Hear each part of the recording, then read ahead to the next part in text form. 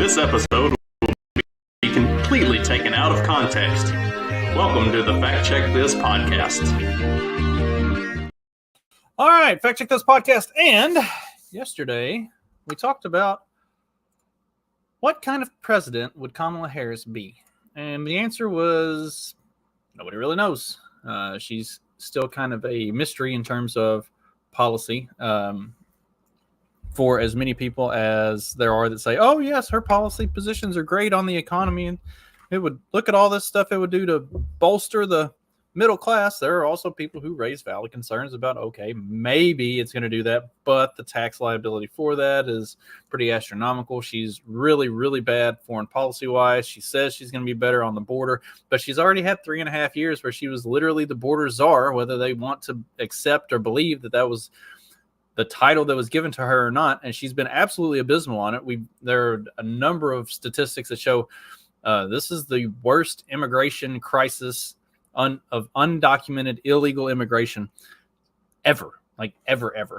Trump got the illegal immigration way down, but even in Obama, it wasn't high. It wasn't particularly high. The asylum seekers and that kind of stuff was very high during Obama, but the illegal side of it was less so. But the illegal immigration has just gone through the roof. It's just skyrocketed under the Biden-Harris, and she was at the helm for most of that. So, why would you have any faith that she would be any better on it as president?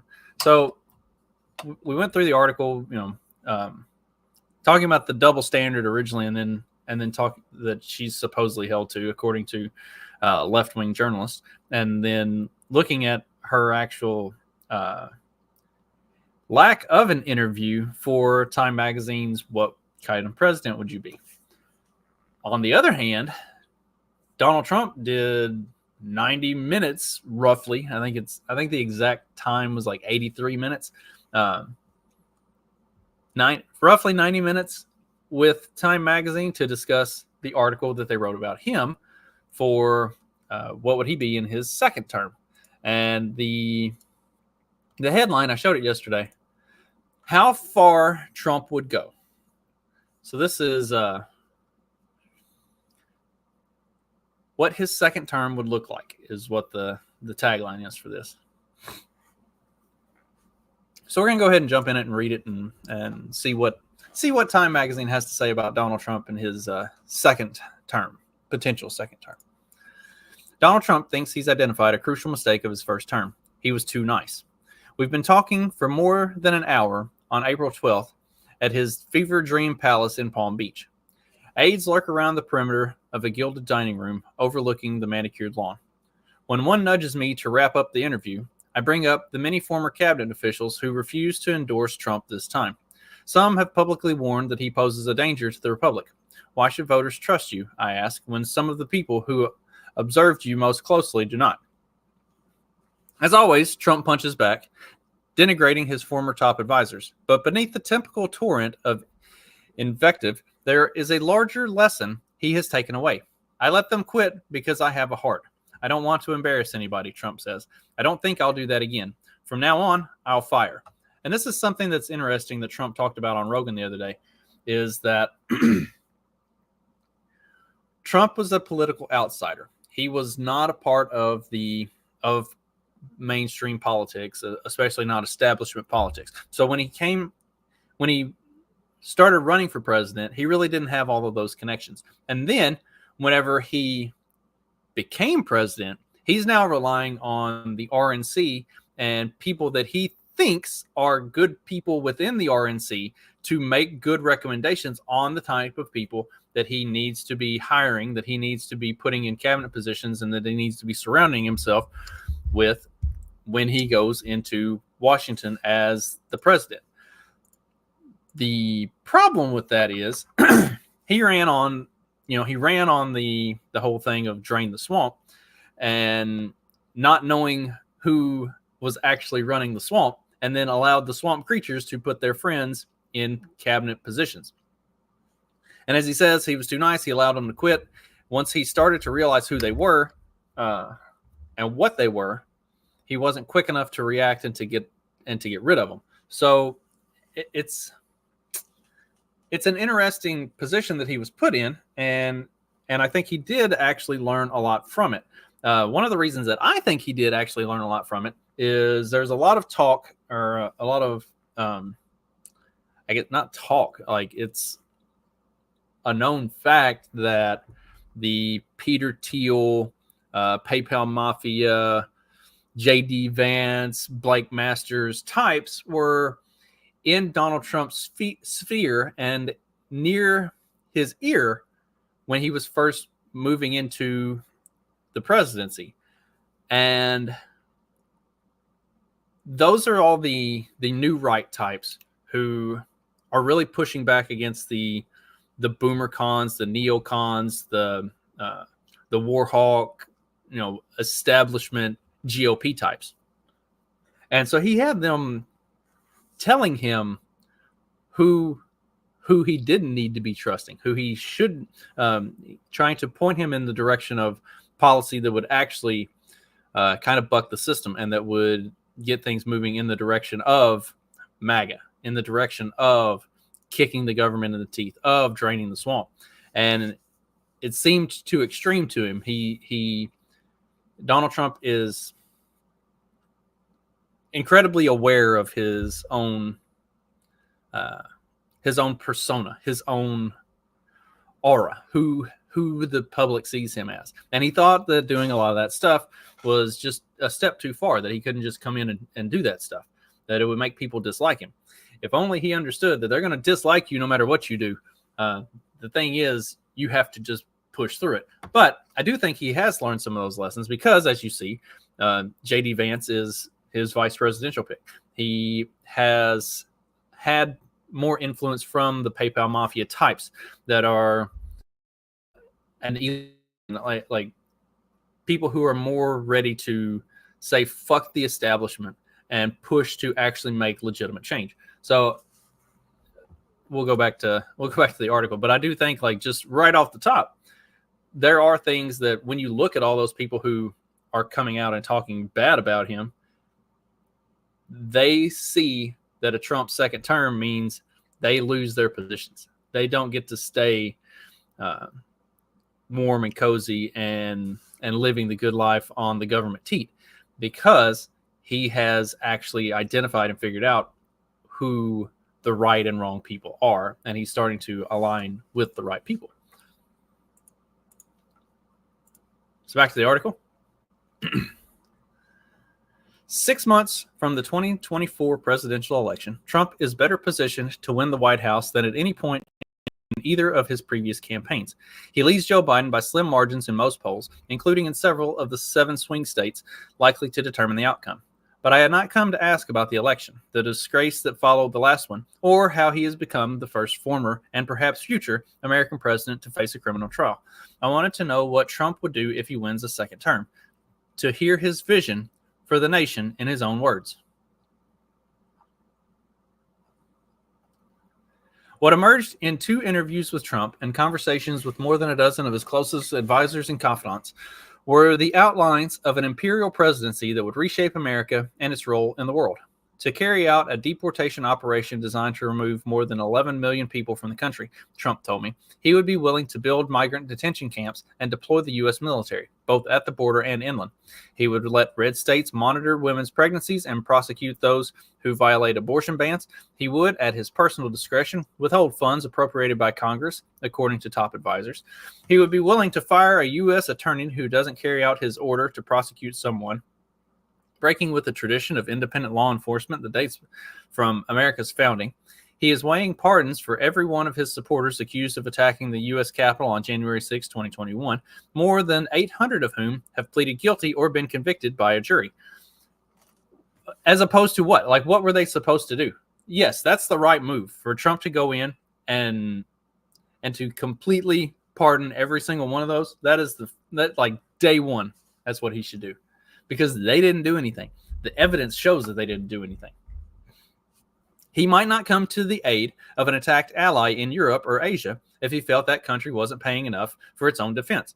Again, we are not the world police. If you have problems, fucking deal with it. Like, he's right in this. He would gut the U.S. Civil Service, deploy the National Guard to American cities as he sees fit, close the White House Pandemic Preparedness Office, and staff his administration with acolytes who back his false assertion that the 2020 election was stolen. I told y'all this was going to be a terrible article. Like, this is like literally right off the bat, right off the top. Trump remains the same guy with the same goals and grievances, but in person, if anything, he appears more assertive and confident. When I first got to Washington, I knew very few people. He says I had to rely on people. Now he's in charge. The arranged marriage with the timorous Republican Party stalwarts is over. The old guard is vanquished, and the people who remain are his people. Trump would enter a second term backed by a slew of policy shops staffed by loyalists who have drawn up detailed plans in service of his agenda, which would concentrate the powers of the state in the hands of a man whose appetite for power appears all but insatiable. I don't think it's a big mystery what his agenda would be, says his closest advisor, Kellyanne Conway. But I think people will be surprised by the alacrity with which he takes action. The courts, the Constitution, and a Congress of unknown composition would all have a say in whether Trump's objectives come to pass. The machinery of Washington has a range of defenses: leak to a free press, whistleblower protections, the oversight of inspectors general. The same deficiencies of temperament and judgment that hindered him in the past remain present. If he wins, Trump would be a lame duck, contrary to the suggestions of some supporters. He tells Time he would not seek to overturn or ignore the Constitution's prohibition on a third term. Public opinion would also be a powerful check. Amid a popular outcry, Trump was forced to scale back some of his most draconian first-term initiatives, including the policy of separating migrant families. As George Orwell wrote in 1945, the ability of governments to carry out their designs depends on the general temper of the country. Every election is billed as a national turning point.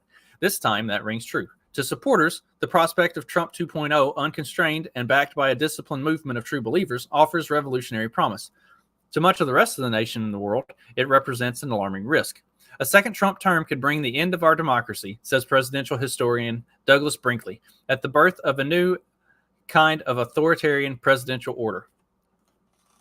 These people are fucking insane. Like that's all they have is it's going to be fascism. It's going to be the end of democracy. And like nothing that Trump has said at any point would make anybody serious believe that. Trump steps onto the patio at Mar-a-Lago near dusk. The well-heeled crowd eating Wagyu steaks and grilled branzino pauses to applaud as he takes his seat. On this gorgeous evening, the club is a MAGA mecca. Billionaire donor Steve Wynn is here. So is Speaker of the House Mike Johnson, who is dining with the former president after a joint press conference proposing legislation to prevent non-citizens from voting. Their voting in federal elections is already illegal and extremely rare, but remains a Trumpian fixation that the embattled speaker appears happy to co-sign in exchange for the political cover that standing with Trump provides. They keep saying this over and over and over again, talking about how non-citizens aren't allowed to vote in federal elections, and yet it's happening. Not extremely rarely, but in droves in swing states. So like big battleground states. They keep pretending that it's not happening, and then evidence of it happening keeps coming out over and over and over and over again. And they're just like, oh yeah, well, I mean, it's extremely rare, so that's one of those extremely rare cases. And then it just keeps happening over and over and over again. At some point, it's not rare anymore. It's pretty fucking common and something that should be like seriously talked about, the way Trump and Mike Johnson and Republicans have been talking about it. But that's you think you hate the mainstream media enough, but you don't. There's no way that you ever can. They are the absolute enemy of the people. If you learned nothing else from 1984, from George Orwell and the Ministry of Truth, the people who are telling the stories, who are putting the news out there, the news people, they're actually the enemies. They're the ones who are selling misinformation. At the moment, though, Trump's attention is elsewhere. With an index finger, he swipes through an iPad on the table to curate the restaurant's soundtrack. The playlist veers from Sinead O'Connor to James Brown to the Phantom of the Opera. And there's a uniquely Trump choice, a rendition of the Star Spangled Banner, sung by a choir of defendants imprisoned for attacking the U.S. Capitol on January 6th, interspersed with a recording of Trump reciting the Pledge of Allegiance. This has become a staple of his rallies, converting the ultimate symbol of national unity into a weapon of factional devotion. It's not a weapon of factional devotion if Democrats actually pretended to be pro-America in any way prior to the DNC convention where they named Kamala Harris their presidential candidate. It was the most anti-American bullshit that you have ever seen for fucking years, since Obama.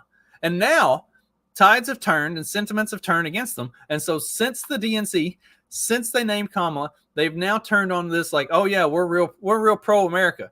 By reciting the Pledge of Allegiance and singing the Star Spangled Banner, you're trying to virtue signal and turn being pro-America into a weapon of factional devotion. Except that it wouldn't be a weapon of factional devotion if y'all hadn't been anti-America for the last 15 fucking years. And it's not being used as a weapon of factional devotion. It's being used as to show that you're patriotic and that you believe in America first. Something that shouldn't be controversial unless you're actually globalist, fucking useless pieces of shit. Like probably everybody at Time Magazine. The spectacle picks up where his first term left off. The events of J6, during which a pro-Trump mob attacked the center of American democracy in an effort to subvert the legal, peaceful transfer of power, was a profound stain on his legacy. Trump has sought to recast an insurrectionist riot as an act of patriotism. I call them the J6 Patriots, he says. When I ask whether he would consider pardoning every one of them, he says, yes, absolutely. As Trump faces dozens of felony charges, including for election interference, that I'm pretty sure that one got thrown out. Conspiracy to defraud the United States, I believe that one also got thrown out. Willful retention of national security secrets, that one also got thrown out. And falsifying business records to conceal hush money payments, which that one, everybody involved in that said there is no way this ever becomes something that goes to trial. It should be thrown out because it's being brought without merit. And then a complete fucking bullshit, useless ass judge pushes the thing through anyway. Like that is straight up fucking kangaroo court.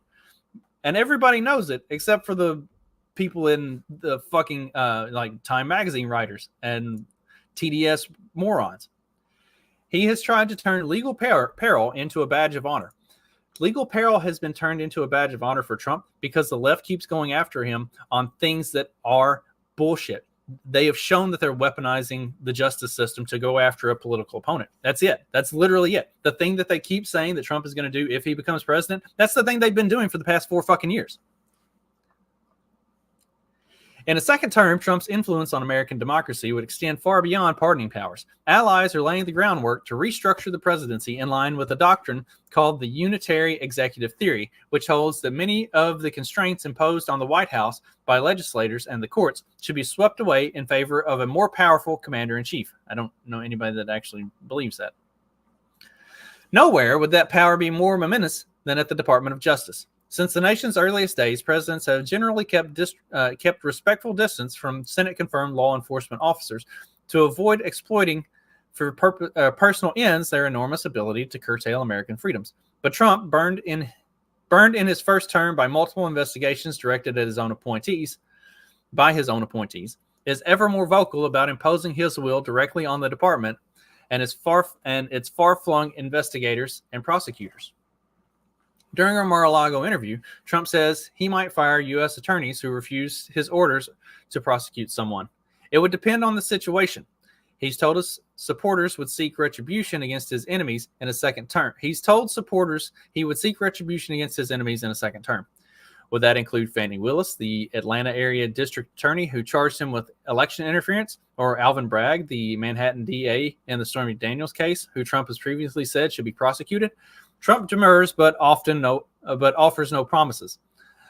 No, I don't want to do that, he says, before adding, we're going to look at a lot of things. What they've done is a terrible thing. Fani Willis has a fucking laundry list of illegal activities that she's been engaged in. pretty sure Alvin Bragg does as well. Like, these people are not above investigation by any means, and should be, absolutely should be. If they're going to be in positions of power like that, they should be thoroughly vetted, and they should be held to a higher standard than everybody else. So yeah, absolutely, prosecute both of those motherfuckers, send them away to jail forever, deport them, do whatever, fuck it. Trump has also vowed to appoint a real special prosecutor to go after Biden. I wouldn't want to hurt Biden, he tells me. I have too much respect for the office.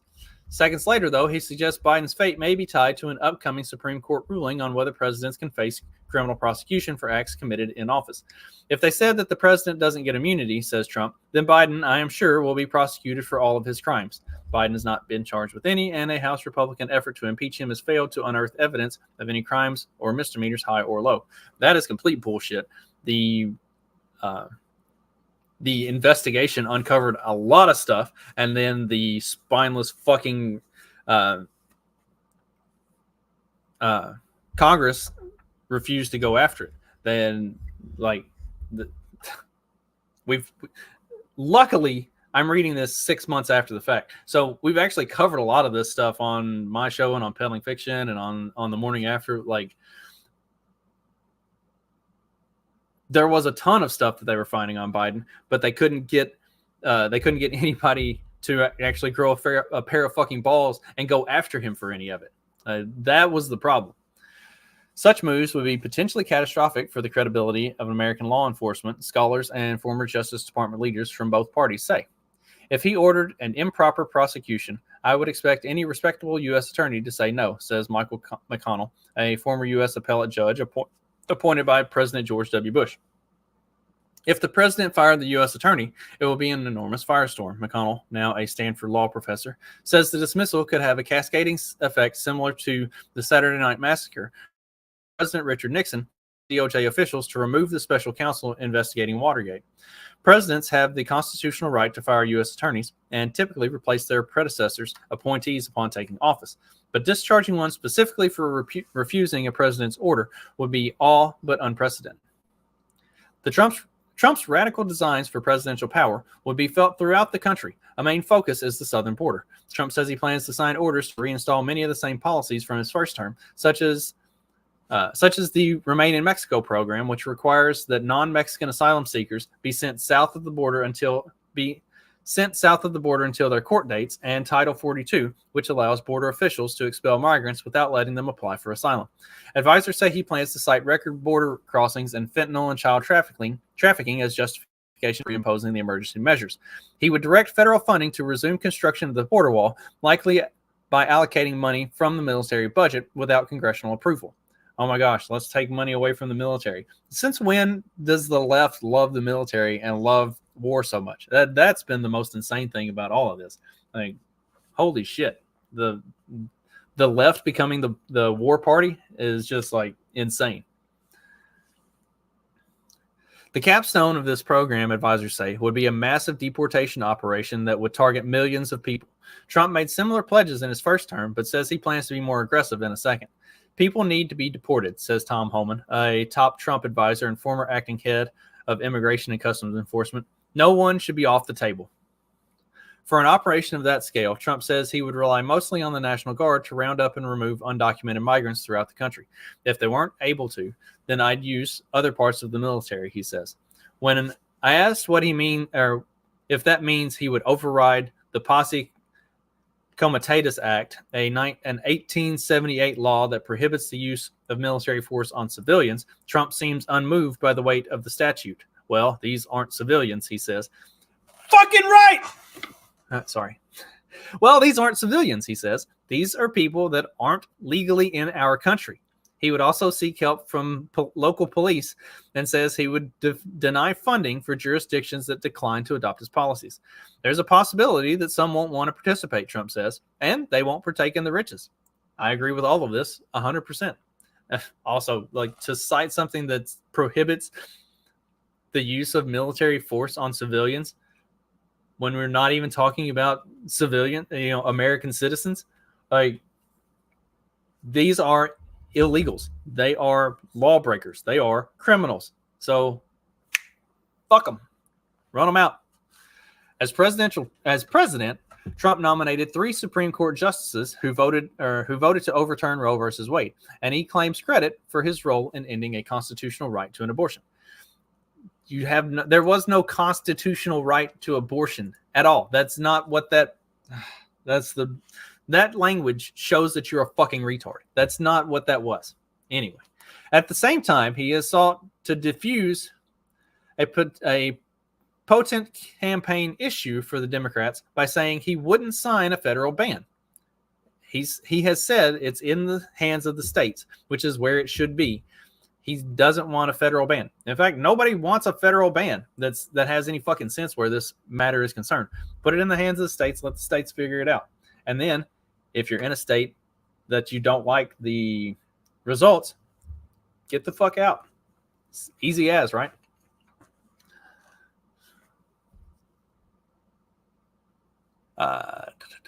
In our interview at Mar-a-Lago, he declines to commit to vetoing any additional federal restrictions if they came to his desk. More than 20 states now have full or partial abortion bans, and Trump says those policies should be left to the states to do what they want, including monitoring women's pregnancies.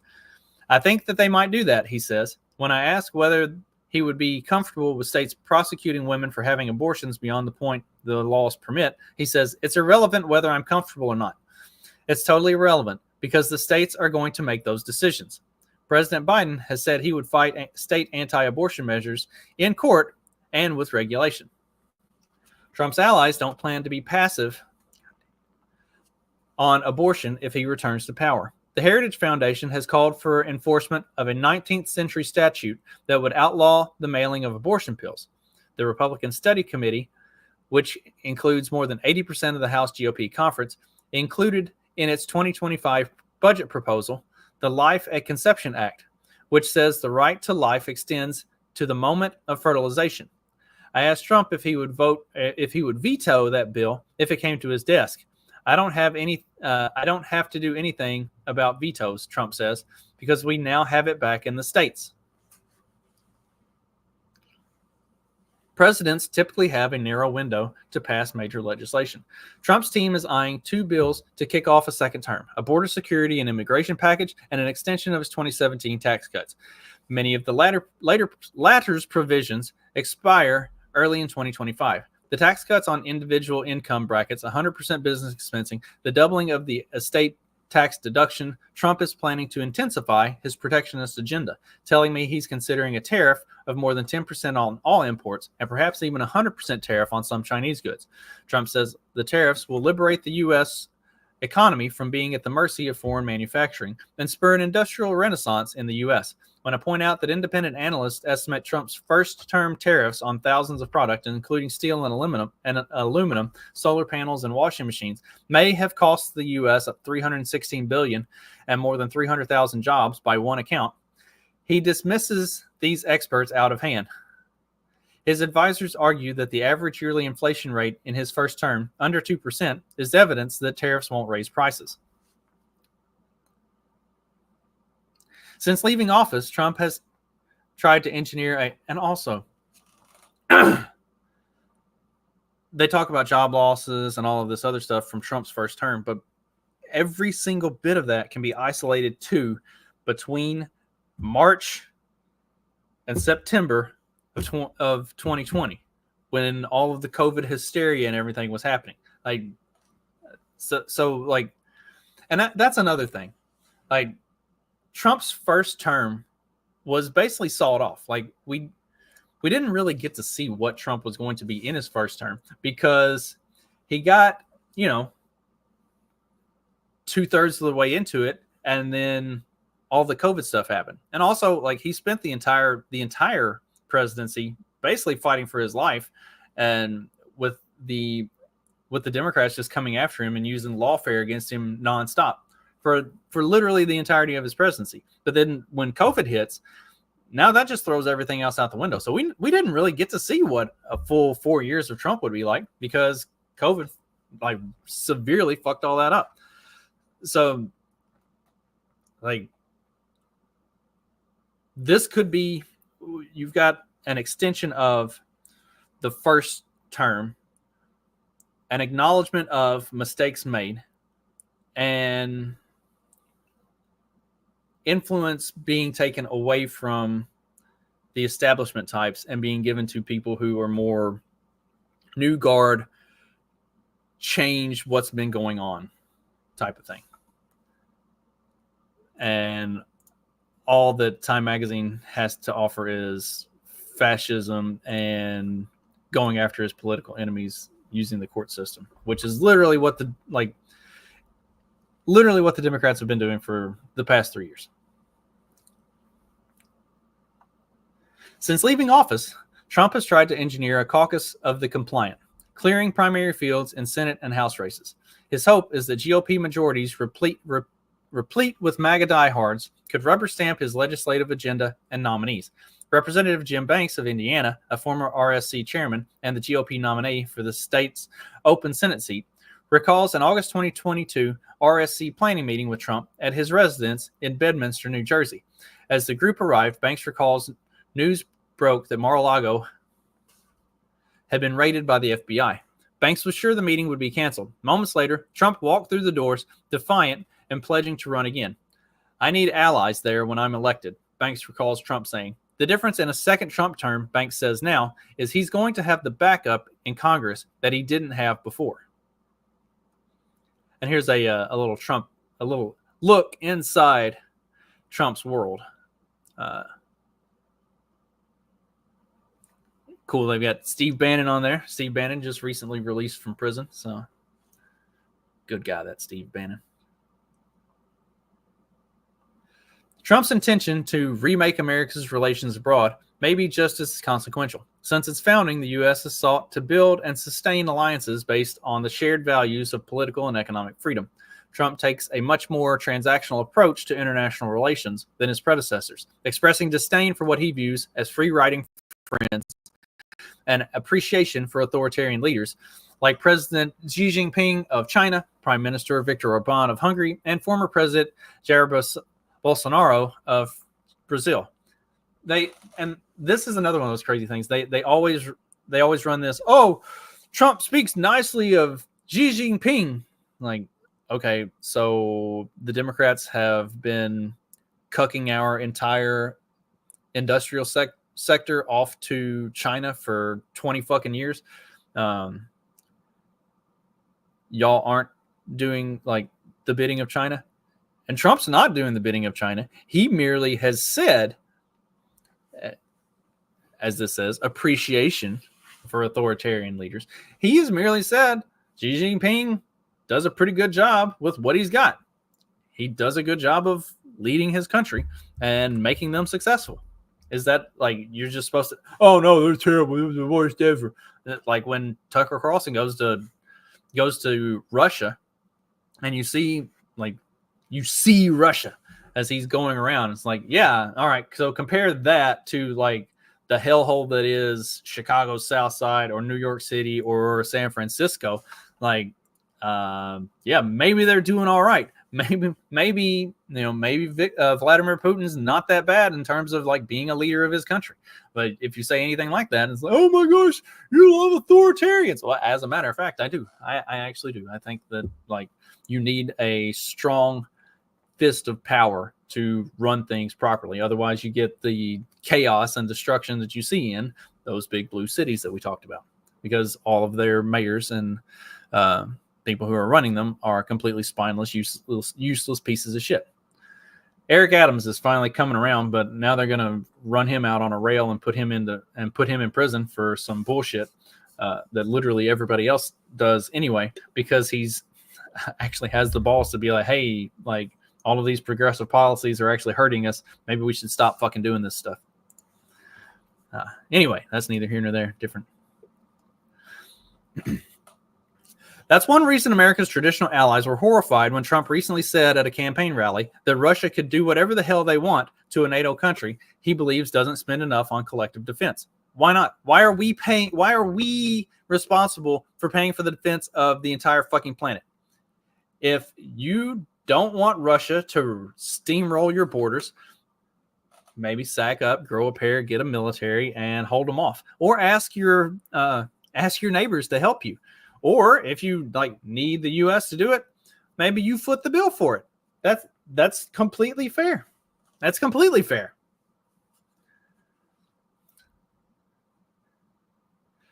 That wasn't idle bluster, Trump tells me. If you're not going to pay, then you're on your own, says Trump. Trump has long said the alliance is ripping the U.S. off. Former NATO Secretary General Jens Stoltenberg credited Trump's first-term threat to pull out of the alliance with spurring other members to add more than $100 billion to their defense budgets. See, threats work. Threats work. But an insecure NATO is as likely to accrue to Russia's benefit as it is to America's. President Vladimir Putin's 2022 invasion of Ukraine looks to many in Europe and the U.S. like a test of his broader vision to reconstruct the Soviet empire. Under Biden and a bipartisan Congress, the U.S. has sent more than $100 billion to Ukraine to defend itself. It's unlikely Trump would extend the same support to Kiev. After Orban visited Mar-a-Lago in March, he said Trump wouldn't give a penny to Ukraine. I wouldn't give unless Europe starts equalizing. Trump hedges in our interview. If Europe is not going to pay, why should we pay? They're much more greatly effective. We have an ocean in between us. They don't. EU nations have given more than $100 billion in aid to Ukraine as well. As a matter of fact, they have not. There are a ton of articles and different pieces that go into the actual finances of Ukraine and the war in Ukraine and what's going on with the war in Ukraine. And yes, those European nations have pledged $100 billion in aid to Ukraine. But when you look at the actual amount that has been given versus the amount that has been pledged, I think the last time I looked at it and checked the actual numbers, they had pledged somewhere somewhere to the tune of 120-ish billion, but only about 19 billion had actually been given. They've pledged all of this, but they're not actually following through on it. They're like, "Oh yeah, we got you. We're going to send you all this money. We're going to do these great things. We got you covered." Actually do it. They're just making the promises, so it seems like they're doing it so that the U.S. will continue to do it. We should say fuck them all. Like, it's your problem. Until Russia hits the westernmost coast of Europe and starts loading up planes and ships to come across the Atlantic, that's y'all's fucking problem. Like, I don't know. Maybe get together and deal with it. There's an idea. Trump has historically been reluctant to criticize or confront Putin. He sided with the Russian autocrat over his own intelligence community when it asserted that Russia interfered with the 2016 election. Even now, Trump, that's fucking nuts. He sided with the Russian autocrat who was saying, Vladimir Putin, who was saying that they didn't interfere with the election over his own intelligence community, meaning over Trump's intelligence community, the FBI, when it asserted that Russia interfered with the 2016 election, even though it ended up being proven that they didn't do anything at all, that Putin was right. So Trump sided with the right side, but that's the terrible thing. Like, no, you have to take the side of the corrupt, lying, fucking piece of shit FBI instead of the guy who's like actually telling the truth. That's more Democrat logic. Take the side of your of the person who is the most beneficial to you instead of the one who's actually telling the truth. And even now, Trump uses Putin as a foil for his own political purposes. When I asked Trump why he has not called for the release of Wall Street Journal reporter Evan Gershkovich, who has been unjustly held on spurious charges in Moscow prison for over a year, Trump says, "I guess because I have so many other things I'm working on." Gershkovich should be freed, he adds, but he doubts it will happen before the election.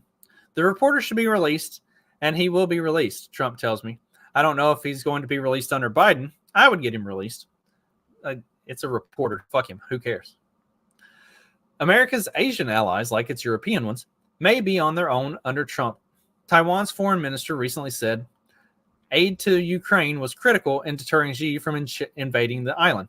Communist China's leaders have to understand that things like that can't come easy, Trump says, but he declines to say whether he would come to Taiwan's defense. Trump is less cryptic on current U.S. troop deployments in Asia. If South Korea doesn't pay more to support U.S. troops there to deter Kim Jong-un's increasing belligerent regime to the north, increasingly belligerent. Like, what the fuck does that even mean? Trump suggests the U.S. could withdraw its forces. We have 40,000 troops that are in a precarious position, he tells Time. The number is actually 28,500. They love to fact check specific numbers. Amazing. They love to fact check it if they think he's wrong, but they're not going to fact check it when he's right. That's how that works. Which doesn't make any sense. Why would we defend somebody? And we're talking about a very wealthy country. Transactional isolationism may be the main strain of Trump's foreign policy, but there are limits. Trump says he will join Israel's side in a confrontation with Iran. If they attack Israel, yes, we would be there, he tells me.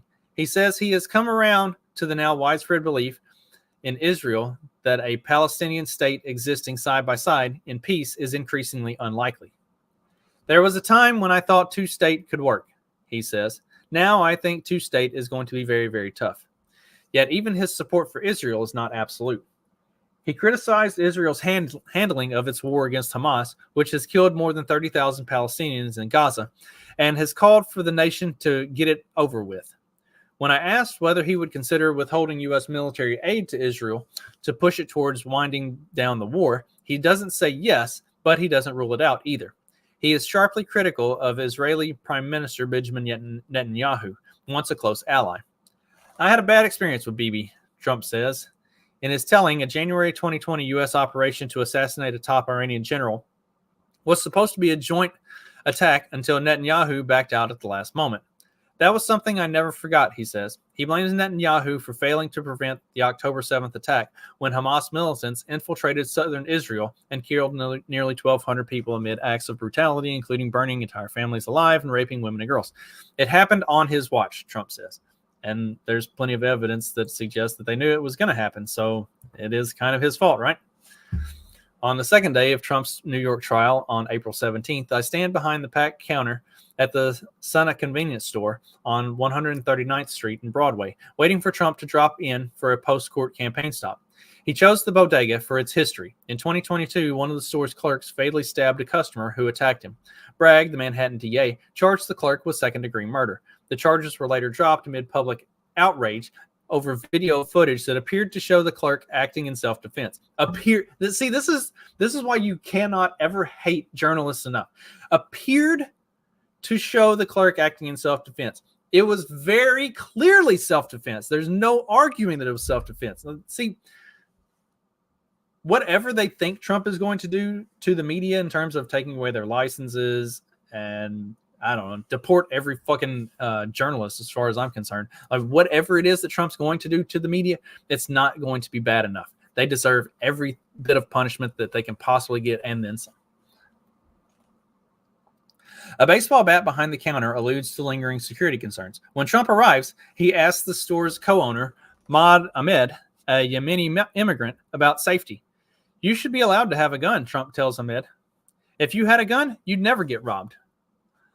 On the campaign trail, Trump uses crime as a cudgel, painting urban America as a savage hellscape, even though violent crime has declined in recent years, with homicides sinking 6% in 2022 and 13% in 2023, according to the FBI. Again, with completely debunked statistics that have been proven to be inaccurate, that, number one, the largest violent crime centers in the country stopped reporting their data. And so the FBI just says, okay, look, crime is down because we don't have these numbers anymore. And then it turned out not only were those not reporting, but even with those not reporting, the FBI came back out and re-released their numbers that said that, as a matter of fact, crime went up during that time, not down.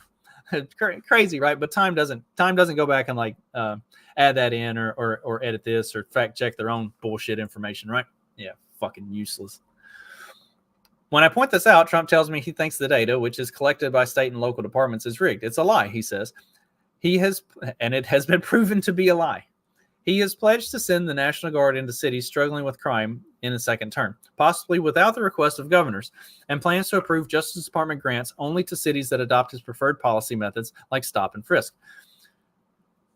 To critics, Trump's preoccupation with crime is a racial dog whistle. You don't consider crime to be a racial dog whistle? unless there are actually statistics that indicate that there might be certain races that are engaging in more crime than others. It's like amazing. In polls, large numbers of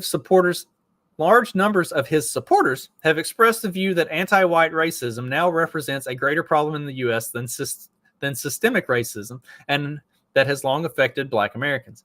When I ask if he agrees, Trump does not dispute this position. There is a definite anti-white feeling in the country, he tells Time, and that can't be allowed either. In a second term, advisors say Trump administration would rescind Biden's executive orders designed to boost diversity and racial equality. Equity. They actually used the right word for it this time. Trump's ability to campaign for the White House in the midst of an unprecedented criminal trial is the product of a more professional campaign operation that has avoided the infighting that plagued past versions. He has a very disciplined team around him, says Representative Elsie Stefanik of New York. That is an indicator of how disciplined and focused a second term will be. That control now extends to the party writ large. In 2016, the GOP establishment, having failed to derail Trump's campaign, surrounded him with staff who sought to temper him. Today, the party's permanent class have either devoted themselves to the gospel of MAGA or given up. Trump has cleaned house at the Republican National Convention, installing hand-picked leaders, including his daughter-in-law, who have reportedly imposed loyalty tests on prospective job applicants, asking whether they believe the false assertion that the 2020 election was stolen. The RNC has denied there is a litmus test. Trump tells me he would have trouble hiring anyone who admits Biden won. I wouldn't feel good about it. Policy groups are creating a government in waiting full of true believers. The Heritage Foundation's Project 2025 has drawn up plans. I was wondering when we would get to Project 2025 in this article. The Heritage Foundation's Project 2025 has drawn up plans for legislation and executive orders as it trains prospective personnel for a second Trump term. The Center for Renewing America, led by Russell Vought, Trump's former director in the Office of Management and Budget, is dedicated to disempowering the so-called administrative state, the collection of bureaucrats with the power to control everything from drug safety determinations to the contents of school lunches. The American First Policy Institute is a research haven of pro-Trump right-wing populists. America First Legal, led by Trump's immigration advisor Stephen Miller, is mounting court battles against the Biden administration. The goal of these groups is to put Trump's vision into action on day one. The president never had a policy process that was designed to give him what he actually wanted and campaigned on, says Vought.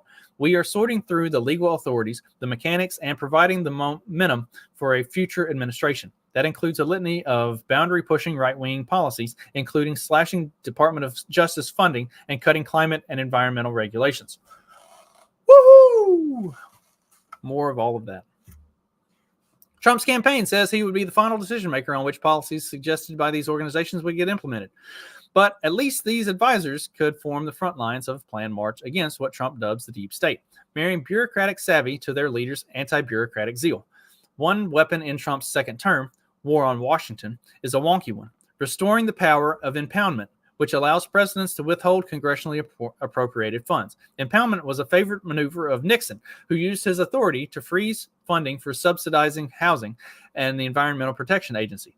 Trump and his allies plan to challenge a 1974 law that prohibits use of the measure, according to campaign policy advisors. Y'all know how much I appreciate and like Nixon. So anytime you start comparing Trump to Nixon, I'm going to be all for it. Like, hey, yes, thank you. More of that, please. Another inside move is the enforcement of Schedule F, which allows the president to fire non-political government officials and which Trump says he would embrace. You have some people that are protected that shouldn't be protected, he says. A senior U.S. judge offers an example of how consequential such a move could be.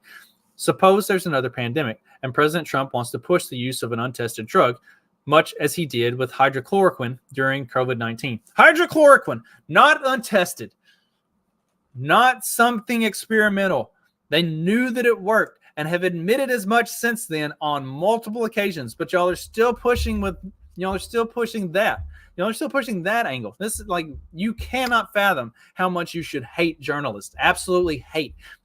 We are not capable of the level of hate that they deserve. And I've tried really hard. I think having kids like fucked it up for me. It made me a little more empathetic, even though it's still very low. I do actually have empathy, but like the level of just absolute hatred that you should have for journalists, there's no way that you can turn off the empathy enough to get your brain there. Like, it takes true a true sociopath to hate journalists enough. And even then, I think you might come up short. By God, I'm trying though. I'm trying to put more stuff out here showing you how much you should hate them so that we can get everybody to hate them just enough. Just enough. The Trump team says the president needs the power to hold bureaucrats accountable to voters. The mere mention of Schedule F, says Vaught, ensures that the bureaucracy moves in your direction. It can be hard at times to discern Trump's true intentions. In his interviews with Time, he often sidestepped questions or answered them in contradictory ways. There's no telling how his ego and self-destructive behavior might hinder his objectives. For all his norm-breaking, there are lines he says he won't cross. When asked if he would comply with all the orders upheld by the Supreme Court, Trump says he would. But his policy preoccupations are clear and consistent. If Trump is able to carry out a fraction of his goals, the impact could prove as transformative as any presidency in more than a century. He's in full war mode, says his former advisor and occasional confidant, Stephen Bannon. Trump's sense of the state of the country is quite apocalyptic, Bannon says. That's where Trump's heart is. That's where his obsession is. These obsessions could once again push the nation to the brink of crisis. Trump does not dismiss the possibility of political violence around the election. If we don't win, it depends, he tells Time. It always depends on the fairness of the election. When I asked what he meant when he baselessly claimed on Truth Social that a stolen election allows for the termination of all rules, regulations, and articles, even those found in the Constitution, Trump responded by denying he had said it. He then complained about the Biden-inspired court cases he faces in Washington or in New York, and suggested that the fascists in America's government were its greatest threat. I think the enemy from within, in many cases, is much more dangerous for our country than the outside enemies of China, Russia, and various others, he tells me. Toward the end of our conversation at Mar-a-Lago, I asked Trump to explain another troubling comment he made, that he wants to be dictator for a day. It came during a Fox News town hall with Sean Hannity, who gave Trump an opportunity to allay concerns that he would abuse power in office or seek retribution against political. Trump said he dictator except for day one. He added, "I want to close the border and I want to drill." Trump says that remark was said in fun, in jest, sarcastically. He compares it to an infamous moment in the 2016 campaign when he encouraged the Russians to hack and leak Hillary Clinton's emails. In Trump's mind, the media sensationalized those remarks too, but the Russians weren't joking. Amongst many other efforts to influence the core exercise of American democracy that year, they hacked the Democratic Convention National Committee servers and disseminated its emails through WikiLeaks. If there was nothing bad in those emails, which there was a lot of bad in those emails, if there was nothing bad in them, would it have fucking mattered?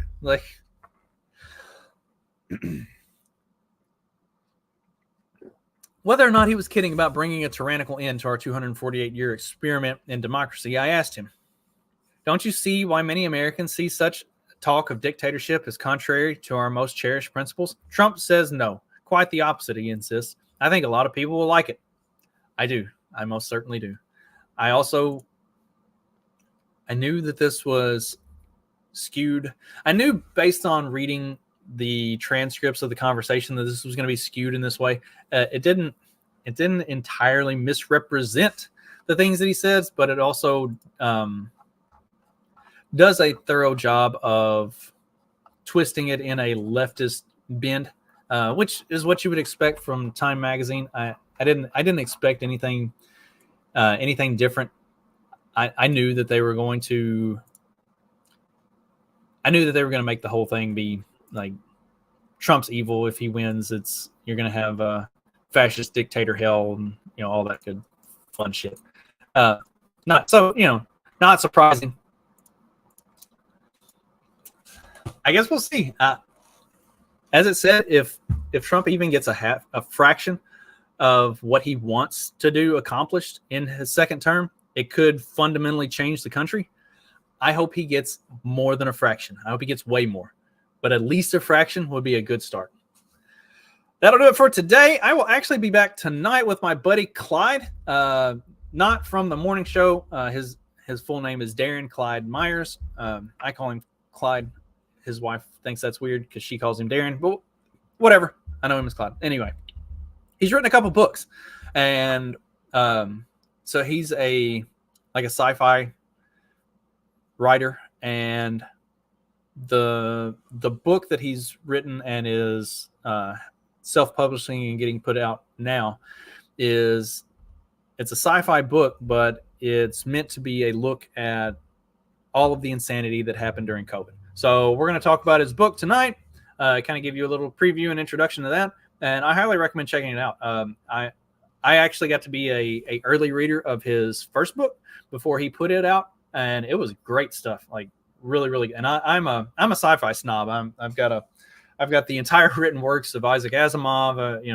I love Heinlein, Herbert. Like, for any of you who have listened to me talk about Dune and different, read my Substack on Starship Troopers and like stuff like that.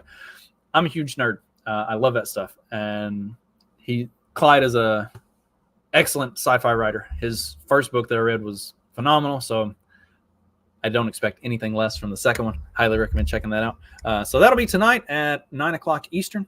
And in the meantime, I hope you have a great rest of your day. And I'll see you tonight. And if I don't see you tonight, there's always tomorrow. I'll be on the morning show and Peddling Fiction tomorrow. I don't know. I'm everywhere. If you can't find me, that's on you, not me. Have a good one. Later.